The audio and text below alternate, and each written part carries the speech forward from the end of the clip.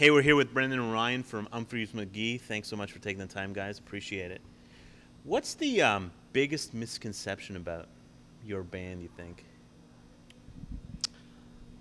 I would venture to guess that the biggest misconception is that we're an Irish drinking band because the name Umphrey's McGee sounds Right.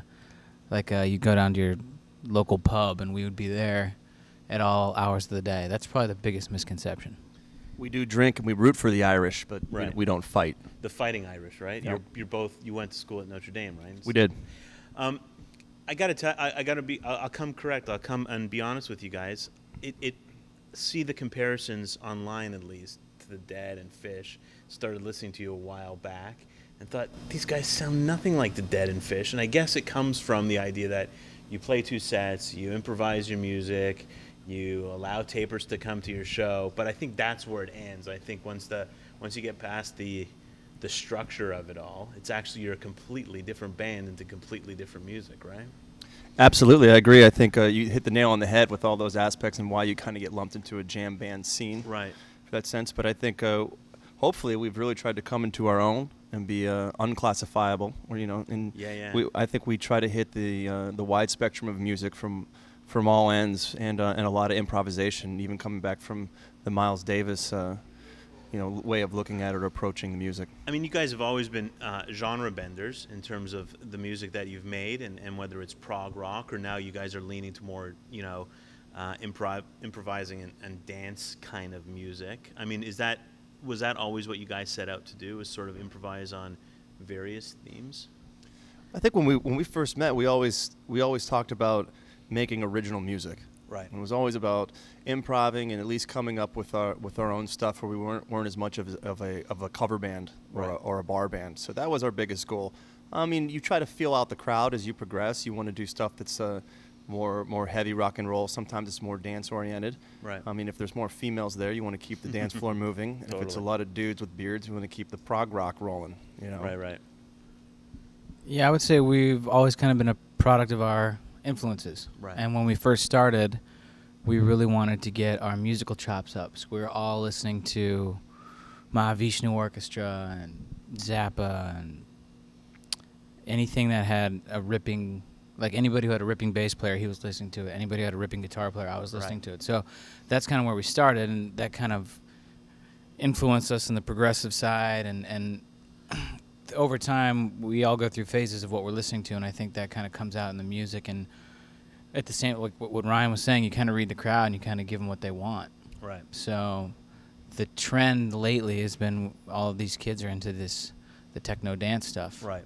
So we've been leaning towards that more, but I don't see us staying there forever. We've never really stayed in the same place long enough to get stale. It's kind of cool, though, as musicians who are musicians first, that you guys can play all this stuff, that you don't have to rely on just the prog rock stuff or the techno dance stuff or even some of the acoustic instrumentals that you do, that you can be all over the place and be pretty good at all of that, right? Well, thank you very much. Yeah. We do try. I mean, there comes a point in everyone's career, too, where you start worrying about being a little more tasteful instead of playing. We're very guilty, and we'll be the first to admit it, of playing way too many notes. And then there's something to be said about simplicity. And, we started listening to a band called Tortoise. We started listening to a lot of Brian Eno and some more simpler ambient rock where, where a lot of space tend to make a lot more sense instead of a lot of... Yeah, so and noodling for the sake of it and stuff like that, right? Absolutely. Death by Stereo is your 12th record as a compendium of music, and it really does take that whole dive around the genre spectrum, right? I mean, is that something that you guys set out to do? I know that you were playing a lot of these songs live before you put them down on record, but did you purposely choose to put songs on this record that knew no bounds, that were so different from one another? Well, the last thing we did before was Mantis, and that was kind of prog rocky. Exactly. Right? So we consciously went into this one thinking, let's do it a little differently and not be so brooding and so serious and a little more of a party atmosphere. But we did each session, we did 4 or 5 recording sessions, and we did maybe 3 songs each time. Right. So we just stockpiled, and we had a bunch of stuff to choose from, and we didn't go in saying let's go all over the place, but when we finished it with the 15 songs, we picked what we thought were the best 10 or 11. Right. And it happened to line up that way that they were all over the place. But we've always been kind of that chameleon band. I feel like we can go into state fair, and if there's a lot of grandmothers there, we're going to be able to play something that's going to make them happy, Right. and at the same time we can play the late show and make the kids happy. Is it tough for you guys to go into the studio and make music in the studio when you're really known for your live thing, and being able to condense those pieces or play shorter pieces in a studio setting, or is that? No, I mean, I think what it comes down to is having the time.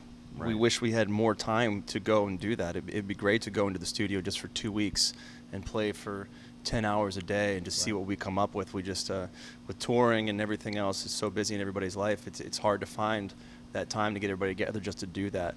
I think we're perfectly capable of pulling that off if we had the opportunity. Let me ask you about a few tracks on the record, if you don't mind. Sure. The record opens up with Domino Theory, which is kind of one of these rockier tunes that is more in the prog rock sort of vein, I think, than some of the other tunes on the record. Was it a shout out to Mantis, or was it just one of those songs that you thought was a great opener for a record? I personally thought it was a great opener for a record. It was new. Right. It was fresh. It still had that harder edge. A lot of people who have talked about Death by Stereo, they said, you guys are either really brave or really stupid for the way you opened your album with the first 3 tracks. Right. Like, you came out with Domino Theory, which is kind of this punk slash... Miami Virtue. Sorry, that's sorry. right. And then Domino. You're right. Okay, but still the first 3 tracks comes out with That's my bad. with a pop dance party, and then a progressive rock tune, or then a heavier rock punk tune, and then Right. a prog tune, track Switch 3 4. with a bass solo. Yeah. Bass solos are like track 8 or 9 always, you know. Yeah. So you never. A lot of people think that we were either stupid or brave. I hope that it's brave. You mentioned dub reggae, and Deeper is one of those songs too that you think is going to be this dub reggae song, but then it goes into a more soulful tune. I mean, within the songs themselves, you kind of explore different avenues too, right? Sure, absolutely. And we were also trying to keep it a little more simpler, you know, Right. and shorter, not radio friendly, but radio edit songs. We weren't Right. doing a 13-minute. Opus. Opus. Exactly. Well, The Floor is a little longer, but that's an instrumental, right? I mean, that's No, that has vocals. does it? Yeah, it's a Alright. heavier one. It's a Dim heavier Sum one. is the Dim shorter Sum, song. That's that is just an acoustic track, Yeah. right. What's for those who don't know about Jimmy Stewart? What's that story all about? And that's an improv that you do, right? Mhm. That's just Well, the story goes back. We played a wedding in September of 2001, and the ballroom we played was the Jimmy Stewart ballroom. After the wedding, we were all loose and lubricated, yeah. and we went back to kind of improv, and we ended up turning down the lights and closing the door in the Jimmy Stewart ballroom, and ended up doing like this, I don't know, an hour and a half improv, and it was all based on it was we couldn't really see, and we had to play lightly, so we're very attentive, very much listening to each other. And then for some reason we just kind of picked the name Jimmy Stewart to remind us what we did. Next time we want to improv, we want to try and get that moment again. So in a set list, we'll put Jimmy Stewart, and it basically means wide open canvas. Right. Anything goes. If it's good, we're gonna milk it for a while, and if it's not, we're just move on to the next section. Is it a similar theme each time how you get started, or is it just the jam of the night? It's wide open. It literally can be more from where we were, or we have cues, and we can just stop, and someone can start a brand new, entirely different key signature, tempo. Whatever happens. And I guess after playing with each other for as long as you have, you know what those cues are, and you know that that's what you're going to launch into. It's not necessarily on a set list anywhere. It's is it? no, but there's still the in the moment. There's times where there's miscommunications, even though we've been doing it for so long. Right. But that's also part of the beauty of the moment, because a lot of the people in the crowd know, okay, right now they're pulling this out of their ass. Right. Now I know they're making this up. I can tell because they're looking at each other like, what are you doing? I don't know. What are you doing? What are you doing? So those are the moments that I think, at least for me, when they really work, that are the most rewarding. Covers are a big thing in the live setting too for you guys, and I mean it runs the gamut. I was reading about your Halloween show, which just on stage you guys were dressed up and covering two different people, right? Your costumes. But in terms of just the music that you played, really too runs the gamut of classic rock to Prince to all kinds of things. Is that because you're all obviously different fans of different music? Is that how it all comes together? Absolutely. All six of us have distinct tastes and different influences. Right. Some of us grew up on the Guns N' Roses and the more heavy metal. Yeah. Some listen to the classic rock. I don't see that being you, but you're given a... I love Guns N' Guns Roses. N' Roses. Really? Guns N' Roses and Love. Beatles. Really? Yeah. Big right here. I vote for yourself. Guns N' Roses and more like Iron Maiden. Really? And the Sabbath and Wow. rock, but also the smooth yacht rock of '76 to '84 was Right. a big influence as well. AM So- Gold, right? Huh? AM Gold. Yes, yes. Yeah, I thought yeah. you said, "Hey, you're old." No, I was no, like, hey, no. I it's resemble not. that remark. Yeah, hardly. The thing about the covers, though, we from the beginning we employed them as a strategical move to make the people in the audience who weren't paying attention listen to us. Because when you're starting out, you're playing a bar, 90 people in that bar, Yeah. 80 of them are just there to have a drink. Right. So when you play Lionel Richie, you might get some of the ladies to go, I know that. Yeah, And then yeah. while they're paying attention, then you throw an original song in their face. And then, so we did it from the beginning just because, A, we didn't have a lot of original material, B, trying to get people into it, Right. and C, back in the day, that's all we did was practice, listen to stuff. You're driving around, you're on the radio, you hear something, you're like, we should do that song. And that's how a lot of it happened.